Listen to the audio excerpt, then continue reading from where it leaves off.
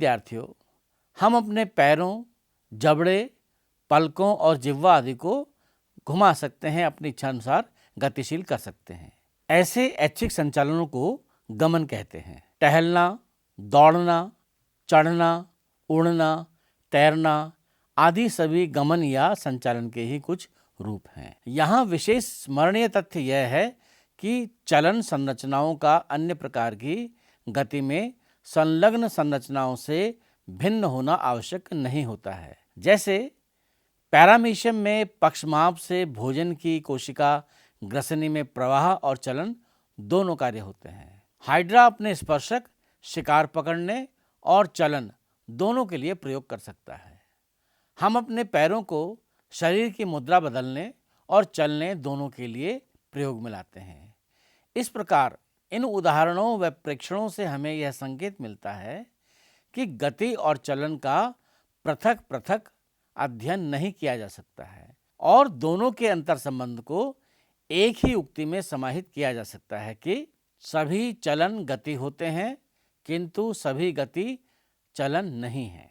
जंतुओं के चलन के तरीके परिस्थिति की मांग और आवास के अनुरूप बदलते रहते हैं, फिर भी चलन की क्रिया प्रायः भोजन, आश्रय, साथी, अनुकूल प्रजनन स्थल, अनुकूल प्राकृतिक स्थिति की तलाश या शत्रुओं अथवा भक्षियों से रक्षा हेतु पलायन के लिए की जाती है। प्रिय छात्रों, जैसे कि हम चर्चा कर चुके हैं कि शरीर की आवश्यकता अनुसार शरीर स्थिर रहते हुए भी शरीर के विभिन्न भाग हिलते डुलते हैं, अर्थात गति करते हैं। ये अंग किसी न किसी उद्देश्य से गति करते हैं, जैसे हाथ, पैर, सिर, धड़ गुरुत्वाकर्षण के अनुसार शरीर का संतुलन बनाए रखने के लिए अपनी स्थिति बदलते रहते हैं। प्रचलन के लिए पैर गति करते हैं, खाना खाने के लिए हाथ, होंठ, जीभ, जबड़े आदि गति करते हैं। उसी प्रकार कर्ण के कर्णपटक, नेत्र के नेत्र गोलक आदि उद्दीपन ग्रहण करके गति करते हैं। इसी प्रकार शरीर के अंतरंग भी किसी न किसी उद्देश्य से गति करते रहते हैं। भोजन आहार नाल में आने के बाद आहार नाल के विभिन्न भागों में आवश्यकता अनुसार गति करता है। परिणाम स्वरूप भोजन नीचे खिसकता है। हृदय में रक्त को पंप करने के लिए निरंतर गति होती रहती है। इस चर्चा के फलस्वरूप हमें यह स्पष्ट हो रहा है कि गमन एवं संचलन अंतर संबंधित दो भिन्न प्रक्रियाएं हैं, जिन्हें हम इस प्रकार परिभाषित कर सकते हैं। संचलन या गति अर्थात मूवमेंट्स सजीवों का विशिष्ट लक्षण, जिसमें शरीर के किसी भाग में गति हो, किसी उद्दीपन के प्रति प्रतिक्रिया हो, मगर शरीर एक ही स्थान पर स्थिर रहता हो, उसे संचलन कहते हैं। दूसरी तरफ गमन अर्थात लोकोमोशन की परिभाषा इस प्रकार से हो सकती है। सजीवों का वह विशिष्ट लक्षण जिसमें वे ऐच्छिक गति करते हैं, जिसमें शरीर एक जगह से दूसरी जगह चलता है, स्थानांतरित होता है, जिसके परिणाम स्वरूप स्थान परिवर्तन भी होता है, उसे प्रचलन, चलन या हम गमन कहते हैं। प्यारे बच्चों, जब हम आपसे विभिन्न जीवों की गतियों या संचलन की बात करते हैं तो आप निश्चय ही आश्चर्यचकित तो होते ही होंगे कि पैरामीशियम, अमीबा, युगलीना, केंचुआ या सांप ये कैसे गमन करते होंगे, जबकि इनके पास चलने के लिए पैर भी नहीं होते हैं।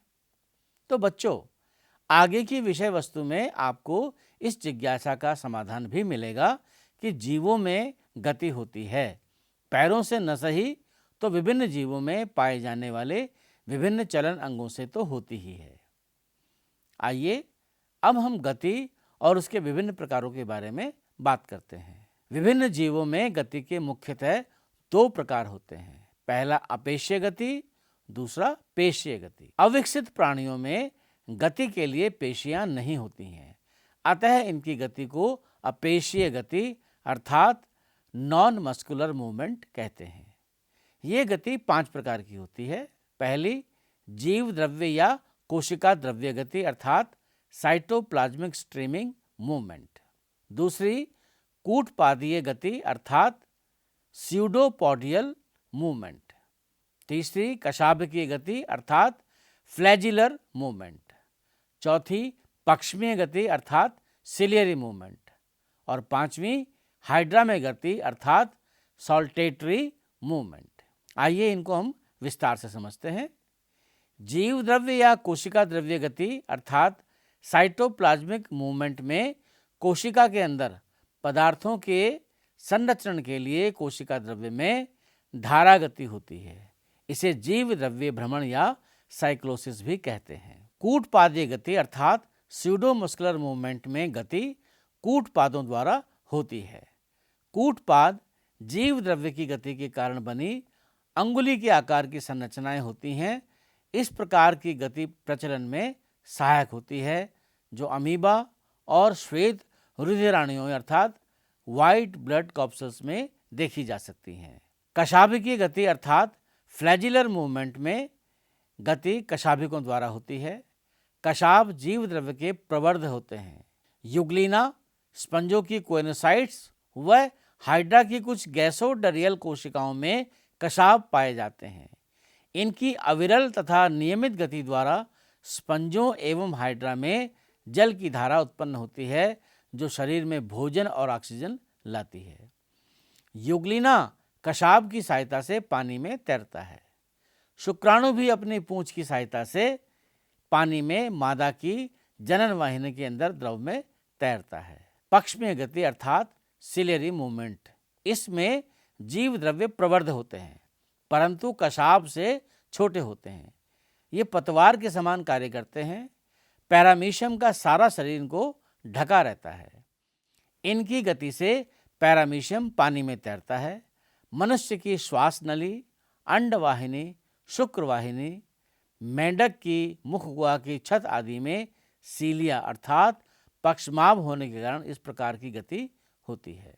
हाइड्रा में गति अर्थात सॉल्टेटरी मूवमेंट में हाइड्रा में पेशियों का पूर्ण अभाव होता है, लेकिन इसकी एक्टोडर्म और एंडोडर्म की उपकला पेशी कोशिकाएं अर्थात एपिथेलिया मस्कुलर सेल्स के पेशी प्रवर्ध चलन में मदद करते हैं, जो क्रमशः अनुलंब पेशियों तथा वर्तुल पेशियों की भांति कार्य करती हैं। इनमें निम्न प्रकार की विधियों जैसे लूपिंग, कलाबाजी, प्लवन परिभ्रमण व विसर्पण द्वारा हाइड्रा के शरीर व स्पर्शकों में संकुचन, शिथिलन और झुकने से चलन होता है। प्रिय छात्रों, अब हम पेशीय गति पर चर्चा करेंगे।